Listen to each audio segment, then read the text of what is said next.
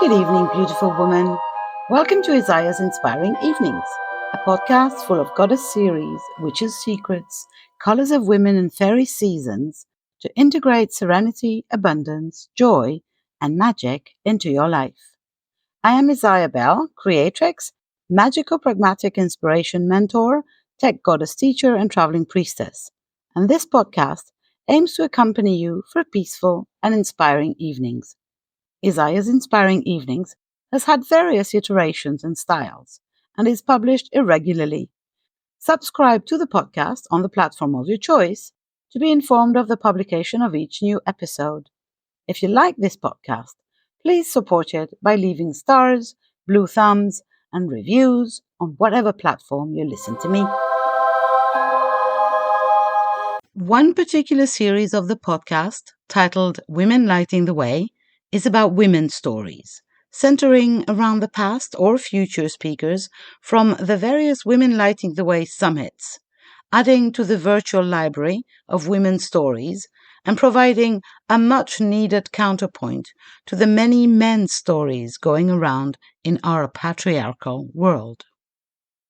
This is one of those episodes, and I'm happy to invite you to listen to the story of Carol Lee, recorded in 2021, entitled From Sugar Obsessed to Sugar Freedom. Enjoy!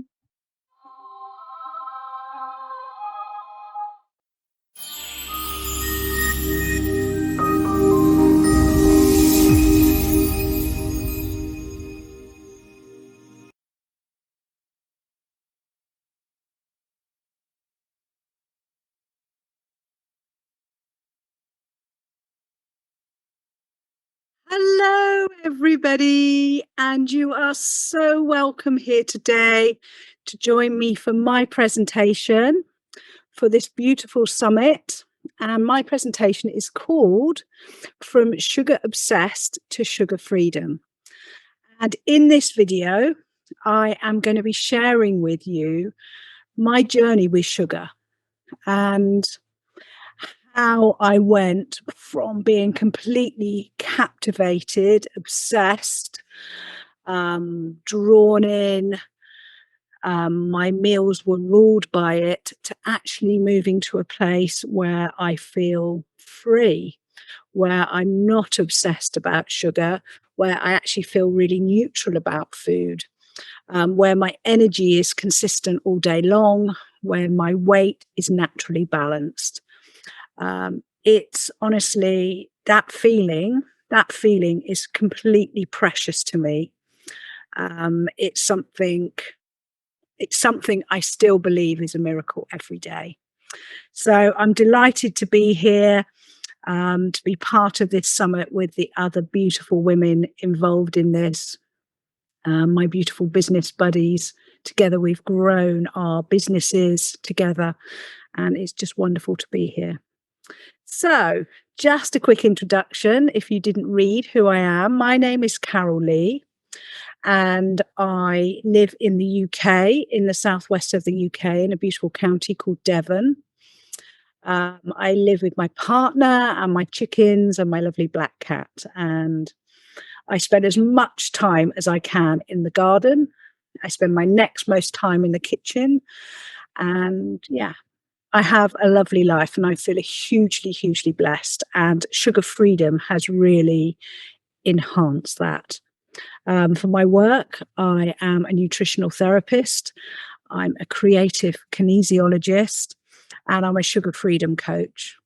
So a sugar freedom coach is somebody who supports others to do what I did, to go from that place to feeling sugar obsessed and to feeling completely overwhelmed about where to start, and then taking them through the stages. And I'll talk about those stages a bit later on, going through those stages so you can feel that you come out the other side and have that sense of expansion and sugar freedom in your life. So where did it all start? So I'll start where my sugar-free journey began, which was in 2017. On 1st of May 2017, I decided that I was going to stop eating sugar and stop eating processed carbohydrates. I got to the point in my life where I was completely sick and tired of feeling sick and tired. You've probably heard that expression before, but that's how I was. I was feeling just yuck about myself and everything. And um, I needed to do something. I've been working as a nutritional therapist by then for about 15 years. I knew all the stuff. I knew all the stuff, if you like, but somehow something was missing and I wasn't able to apply it to myself. But something happened. It was really, it was one of those synchronistic moments, if you like. But first, how I was feeling. This is how I was feeling as I approached 1st of May 2017. I was feeling very overweight and very uncomfortable in my body. At that point, I was about 4 years into menopause, and I put on an awful lot of weight around my middle. Now, that's not a natural place for me to gain weight. Although I've always been in my life a fairly Rubenesque type person, an hourglass shape. Basically, if I put on weight, my curves just got bigger and then they got smaller. Whereas this felt like I had a huge wedge, a pillow around my middle, which just felt so uncomfortable. And it was strange. I didn't like it. I also was very obsessed with sugar and eating buns, hot cross buns, cakes. It was not cakes per se, but like pastries. It would be very common on a Saturday evening to sit down and have a huge bar of chocolate and also a big bag of crisps/chips. I know you call them chips in the US. And that would be sort of my Saturday evening snack. And that sort of got to be a real habit. I also had a lot of pain in my body, a lot of inflammation in my body. My feet hurt. I had plantar fasciitis because I was overweight. That's what I believe, because as soon as I lost weight, it went. I also had reflux. I also had like a hiatus hernia, which was very uncomfortable. And also I regularly had like a grumbling gallbladder, which made me feel very off and not great. The other thing that was going on is I still had a lot of anxiety. My anxiety had started several years earlier, and that I carried on, and I hadn't been able to shake it off. I hadn't been able to stop it or find any way of controlling it. I wasn't taking any medication. And I'm not against medication. It didn't feel that it was that bad for medication, but it still felt that it was something that held me back in my life, held me back in my work, held me back from being who I really, really was. So that's where I was in 2017. The backstory before then, of course, because what I've found out is that everybody's sugar-free journey starts way back. You don't become addicted to sugar just overnight. It doesn't happen. I grew up in a family where dieting was always on the agenda, where sweets and cakes and jam and bread and all those things were part of family life. They were part of rewards that were given out and part of celebration. And, I now see that is also part of a pattern. It's a pattern that I adopted. So I brought that forward with me into my adult life. Before then, I was very lucky to have married a man who his approach to food was you eat when you're hungry and you stop when you're full. And him and that approach, which was a very alien way of looking at things for me, was what held me and held our family when I had my boys, and held me in that place where I was able to eat healthily and not overindulge those things. It was like he held the boundaries for those, if you like. So we got married, we had our 2 boys. And then very sadly, in 2006, he was diagnosed with terminal cancer, an asbestos-related cancer, and he died a year later in 2007. And my boys were then 9, 10, and 7, 8. So still young, still very young. And him leaving our family group so sadly, so tragically, given how young he was, really rocked everything. And in terms of holding me in a healthy eating place when I was under so much pressure, so much sadness, so much grief, it felt too much. And I think what happened, I then started hiding what I was eating, secret eating, binge eating on very sweet foods and processed carbohydrates. And, I could do it when the boys were in bed. I could hide the food so they wouldn't find it. They didn't know. And didn't have another adult in there, a close partner to watch that for me, if you like. So what happened is the pattern that I'd previously had, and this had been a pattern all my life. It didn't just start then, I'd seen glimpses of it. It sort of became a much stronger part of my life, a bigger part of my life. And, over those years, since he died up until 2017, 10 years, in fact, 10 years, from 2007 to 2017, when I started my sugar-free journey. That's when my indulgence, my obsession with sugar became more and more. And for me, sugar had always been a friend to me. I, can feel very emotional when I think of the place sugar had in my life, that it was a way of celebrating, it was a way of commiseration, it was a way of dampening down feelings. And, when my husband died, oh my goodness, did I have emotions to dampen down? My heart was completely broken. I was completely broken for my boys, not just myself, my boys, for our family life, the beautiful family life that we had together. It was all gone. And I mourned that, and I found it really hard to come to terms with. So I ate it. I ate my feelings, and I ate my feelings with processed carbs and sugar, because that's what I loved. That's what, for that nanosecond of having it, just made me feel better. Just made me feel better. And so I had 10 years of having this pattern, knowing it wasn't right, thinking I need to give up sugar, me starting to give up sugar, probably managing it for a week or two, and then sort of slipping, falling back off the wagon. And then, I would get into I can't do it. I'm such a failure. Why can't I do it? I'm a nutritional therapist. I should know how to do it. All these stories that we tell ourselves.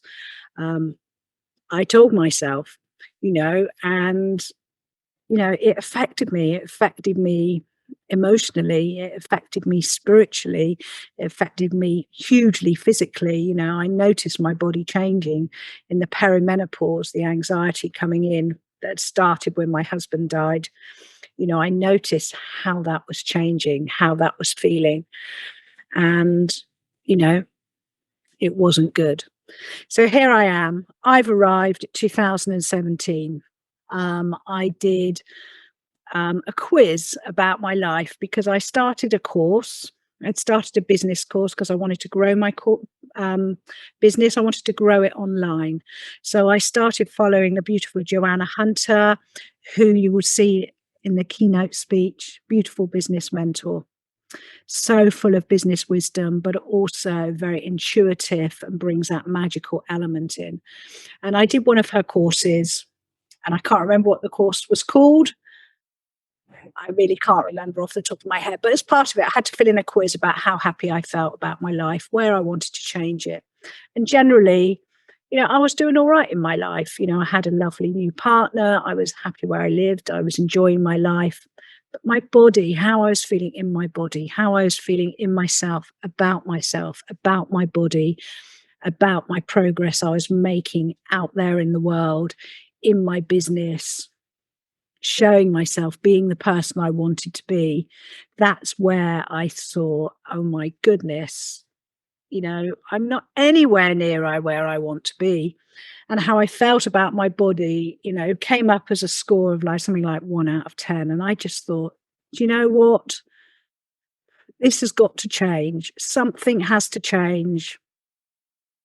Something has to change with my food, with my eating. I wasn't happy about how I was eating, and yet I felt really unable to stop, really unable to control it.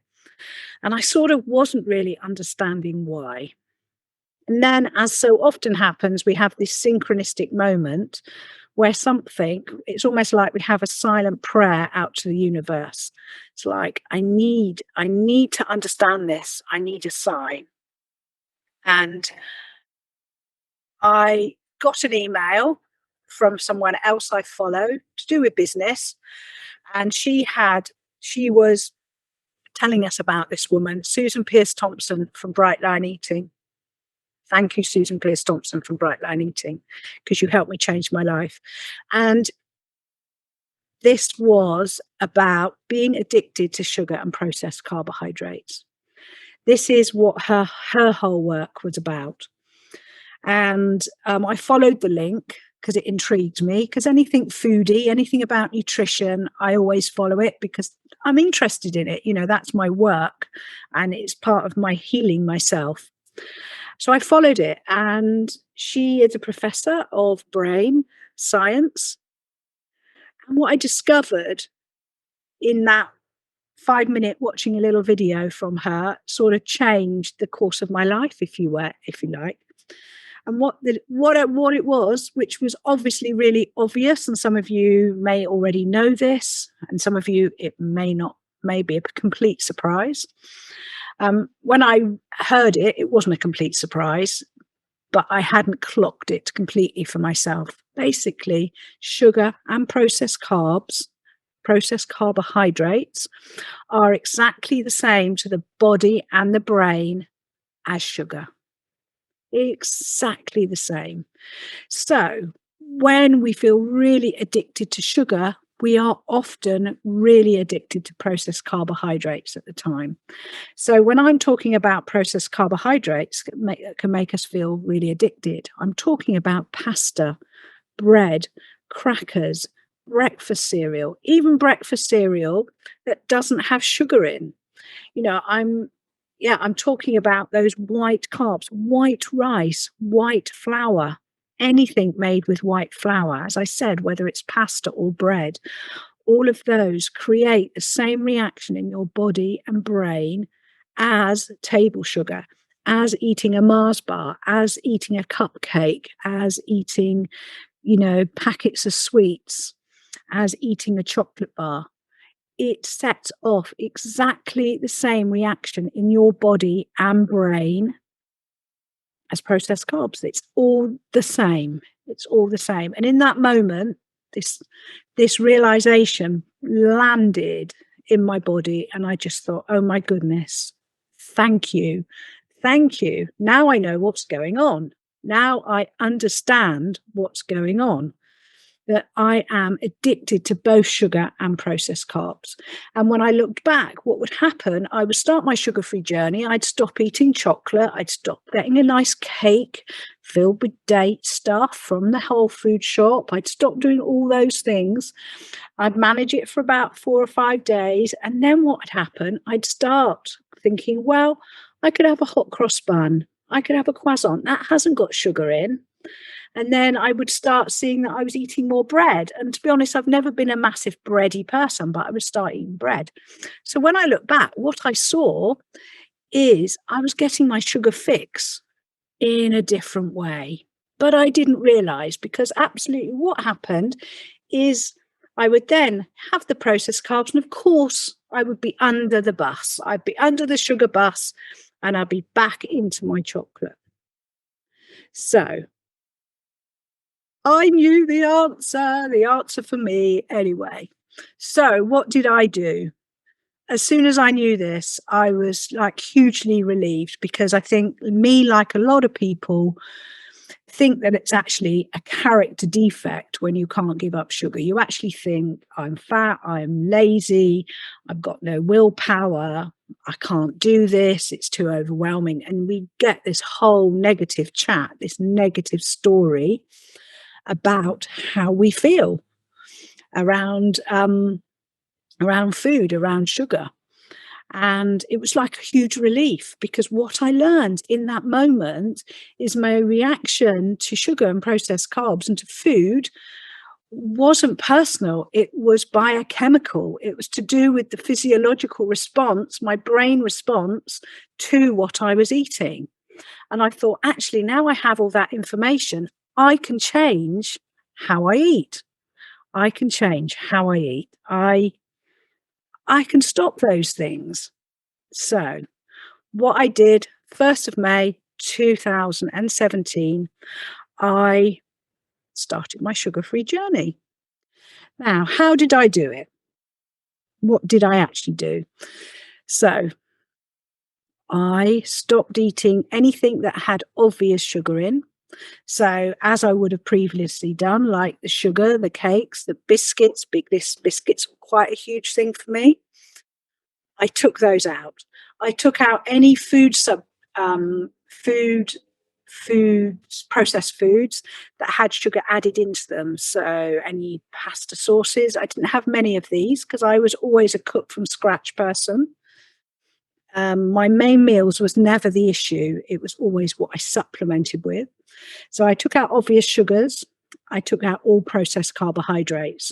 Crackers, hugely addictive for me. Took those out.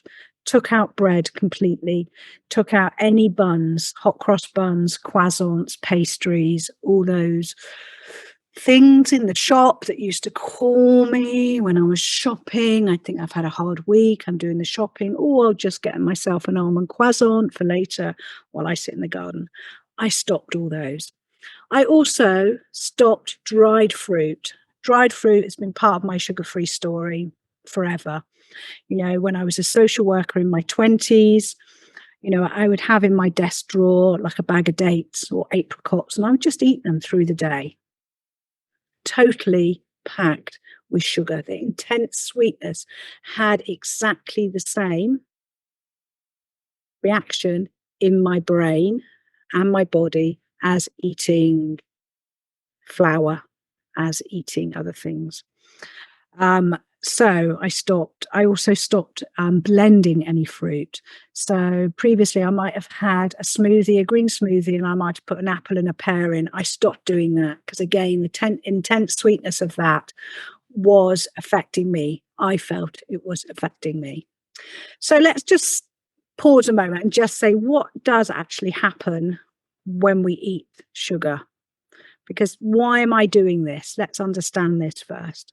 So firstly, when we are feeling addicted to sugar, what happens when we eat those sugar-full foods is it completely affects a part of the brain that contains our pleasure center.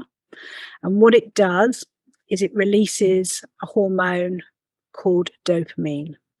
Now, dopamine is your feel-good hormone. So when you have it, you have that lovely sort of blissed out feeling. Now, often when we get it from eating sugar or processed carbs, we've eaten a lot of them. So what happens is the cells of your body, your brain, can't cope with it. So what a process happens called deregulation. So this means that the receptor sites on the outside of the cell that receive this dopamine into the cell downregulate. So you, rather than say 100 on the outside of a cell, it downregulates to 20. So that means the next time you have sugar, you actually have to eat more to get the same effect. So that means that answers the fact that if you haven't eaten sugar for a while and you start and you think, oh, that's okay, I can just have a little bit. And then in a week's time, you suddenly think, hang on, how come at the start of the week I was satisfied with one square of chocolate, but now actually I have to have a whole bar of chocolate to get that satisfaction? That's because that's what's happening in the brain. We have that deregulation of dopamine in the brain.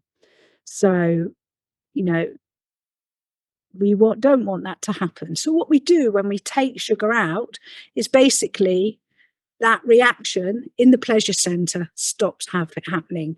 And when we stop feeding that riverbed, that flow in the neural pathway in the brain, it's like it dries out. It becomes a dried out riverbed because we're not triggering it continually. The problem is if you feel addicted to sugar, you're continually triggering, you're continually scratching that itch. If you just leave it alone, then it will heal, it will become dormant, and we'll stop having that that desire to have cravings. So the other thing that happens in the brain, because our brain is the most sensitive part of our body to sugar. Our brain likes to have a consistent amount of sugar coming through. So when we're eating a lot of sugar, our blood sugar levels are going up and down. So we're having that continually hit in the brain followed by the depletion in the brain. And our brain doesn't like that. And that will set our system on edge and create that anxiety. So for someone like me who had anxiety and had that low grade of stress going on all the time, just taking out that allowed my system to just breathe again and just stop getting into that very stressed state. So that's what's been happening in the brain. So then what happens in the body when we eat too much sugar? So in the body, what happens when we eat a meal that's packed with sugar is our body absorbs it really quickly and blood sugar levels go up in our blood.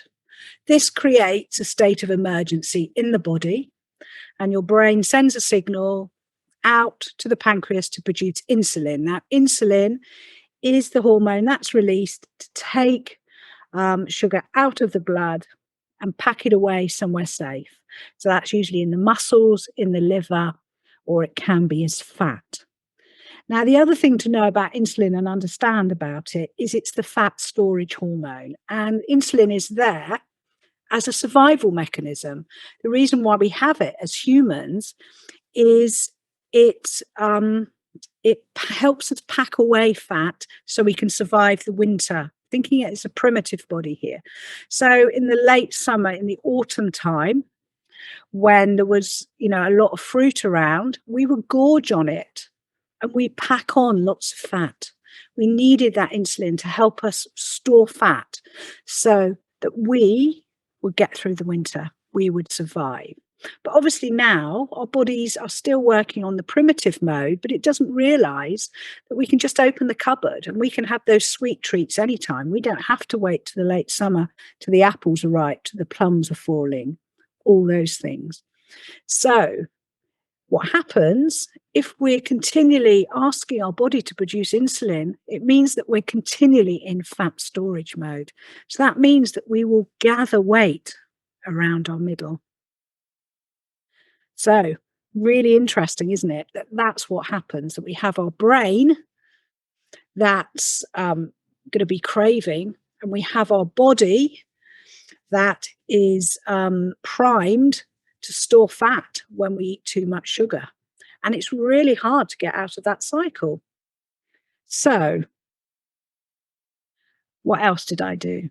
Not only did I keep a food diary, start taking food products out that had any added sugar, stopped eating dried fruit, and also stopped eating processed carbs. What I also did is I set up some support and accountability for myself. So on Facebook, I created a tiny group and I called it My Sugar-Free Journey. And I asked a few friends to share, a few sort of foodie friends who I knew were interested in eating healthily. And I said, does anybody want to join me on my sugar-free journey? And, I probably had 10 people in there, and some people were really active.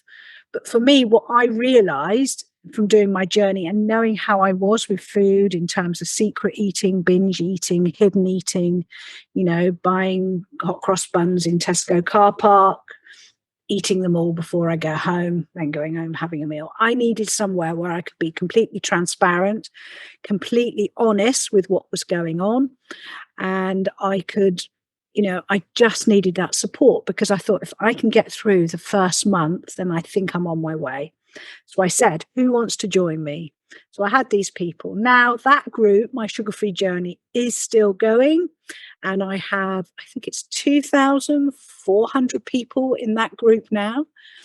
And out of those, there's some people who are in my membership, my monthly membership group, where we dive much more deeply into my holistic approach to sugar freedom. And that's called My Sugar-Free Life.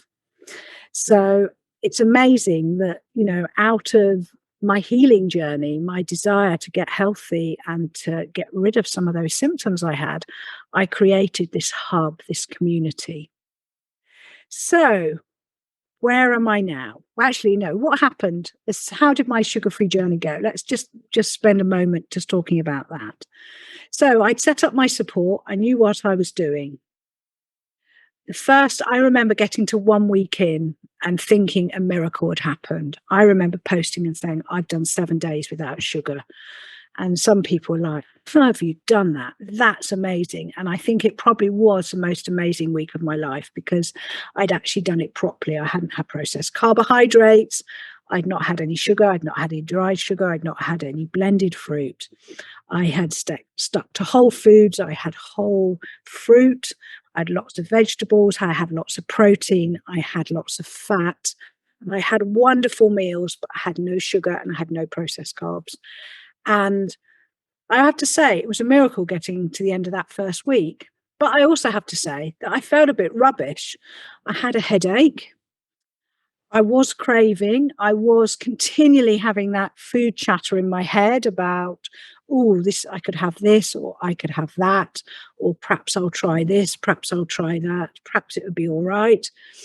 I had primed my partner and said, look, can we just ease back on whatever processed carbs you are having this week, just to give me the in, if you like, just so I could get started. So I'd made sure there was as little triggering food around. But I felt rough physically. But by the end of the second week, I was feeling much better. I felt stable. I felt tired, but I felt stable. And I felt like I was on the ride of a lifetime, if you. It's like, oh my goodness, I can't believe it. It felt different this time. It felt really, really different. And then I went through a phase of feeling really emotional, really, really emotional. And for me, the emotions has been the thing that's taken the longest to find that equilibrium, if you like, because that is I'd use food as a suppressant. I'd eaten my feelings. So when I was no longer doing that, stuff started to come out. And when there was stuff to be dealt with, then I had to deal with it. I couldn't just stuff it down with food. Eating a bowl of broccoli didn't have the same impact as eating a whole bar of chocolate. So I felt emotional. And that was a journey. That was a journey. And luckily I was having some kinesiology myself. So I had some tools and techniques that I could plug into. And that's what I share with people now. And that's why I love my job so much, because it feels like I can give back, what I've experienced, what I've learned. And then I just cruised along. And, I got to 100 days and I celebrated by having my colours done, learning what colours suited me. I'd lost weight. I started to lose weight. I wasn't where I wanted to be, but I was feeling so much better in my body. I wasn't feeling bloated. My anxiety had gone by then. I was feeling more confident. I felt like I was going somewhere. And then I got to a year, and then I got to 2 years, and I got to 3 years, and I got to 4 years. And my journey still continued. My relationship with food still is something I have to look at. It's really interesting that what I realize is behind my sugar addiction and my processed carbohydrate addiction is a much deeper issue around food and feelings. So that's ongoing, but it feels like it's on the table. So it feels like it's manageable. So that's where I am now. So for you here listening to this, if you think, wow, I want to do that too, and you're thinking, where do I start?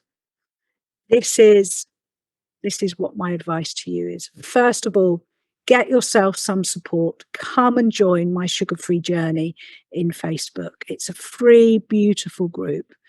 If you want to commit it any further, then come and join my monthly membership.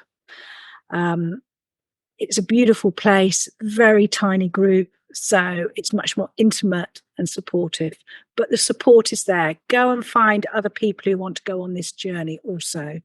And just be inspired, that there are people out there, women out there leading the way. That's what this summit is all about. It's about women leading the way. And that's what I love, that I've had this healing journey myself, and now I can shine a light and let other people follow me.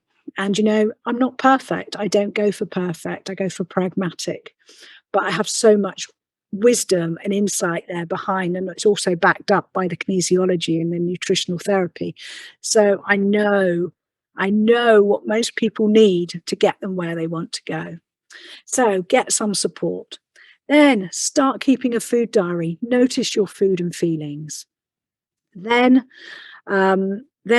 take out any foods that have added sugar in, like those pasta sauces, like the yogurts, the low-fat yogurts with sweet. Replace that with full-fat yogurt and frozen fruit. Stop blending your fruit. Stop snacking on dried fruit and have nuts and seeds instead. Make friends with fat. Fat has been much maligned, and we need fat in our bodies. We need it. So take out the processed carbohydrates, add more fat in. Let me look at my list. What else did I say? Oh, yes. Notice when you have your food diary, record your food and feelings. And also notice how your body feels when it eats processed carbohydrates. Because I bet if you're probably saying, no, I don't think I'm addicted to bread. I don't think bread's my thing. I'm addicted to chocolate, not bread. Just notice how you feel, because I would have said the same. But when chocolate wasn't available, when that immediate sugar wasn't available, then I went for processed carbohydrates. It's exactly the same. So I always say that the first step to healing is noticing, witnessing our beautiful bodies, noticing the mind chatter we have. Perhaps you have that ongoing dialogue in your brain about food. What can I eat? A negotiation with yourself. I could eat this, or I could eat that, or perhaps if I had this, I could have a bit of that. One square of chocolate won't matter, will it? And absolutely, for some people, one square of chocolate is fine. It doesn't go anywhere. But if you're like me, one square of chocolate leads to another place. So if you would love to go from sugar obsessed to sugar freedom, then please reach out. There's also in this summit, there's some freebies available to you. I've got a natural food school, online school, where you can get some freebies to kickstart your sugar-free journey. And do come and join us in the free group. Or if you want to jump in and become a monthly member, then do that also. Any way that I can support you, please let me know. I'm also available for one-to-one sessions, one-to-one sugar freedom coaching sessions. I'd love to work with you. So thank you so much for listening to this presentation and for getting through to the end. I really, really hope it inspired you and supported you to believe that you can find sugar freedom. Honestly, if I can do it with all the shenanigans I've had around food and sugar, then absolutely you can do it too. So I'm sending you lots of love and enjoy the rest of the summit. Take care for now. Lots of love.